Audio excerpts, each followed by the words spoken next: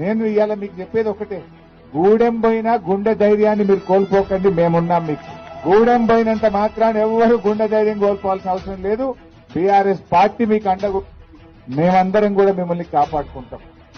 ఎవరైతే ఎమ్మెల్యేలు ఇలా పార్టీ మారిండ్రో వాళ్ళు మాజీలు అయ్యేదాకా నిద్రపోయేది లేదు, వాళ్ళని వదిలిపెట్టేది లేదు.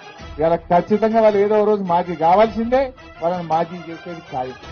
ఆయనకు మనసు ఎట్లా వచ్చింది మైపాల్ రెడ్డి? అరే నేను 3 సార్లు ఎమ్మెల్యేగా టికెట్ ఇచ్చి నిన్ను గెలిపించి ఇంత గౌరవిస్తే పార్టీ మారడానికి మైపాల్ రెడ్డికి మనసు ఎట్లా వచ్చిందని నేను అడుగుతా ఉన్నా. ఇది న్యాయమా అని నేను అడుగుతా ఉన్నా. ఇది నీకు తగునా అని నేను అడుగుతా ఉన్నా. ఒక తల్లిలాగా పార్టీ నిన్ను దగ్గర తీసుకున్నది. ఆనాడు వైసీపీలో నీకు అవకాశం రాక ఇబ్బంది పడితే గుండెకు హత్తుకొని నిన్ను టికెట్ ఇచ్చి గల్లీ గల్లీ తిరిగి ఇవాళ గెలిపించుకొని కాపాడుతున్నది బీఆర్ఎస్ పార్టీ. నీకు ఎట్లా మనసు వచ్చిందని నేను అడుగుతా ఉన్నా. అయినా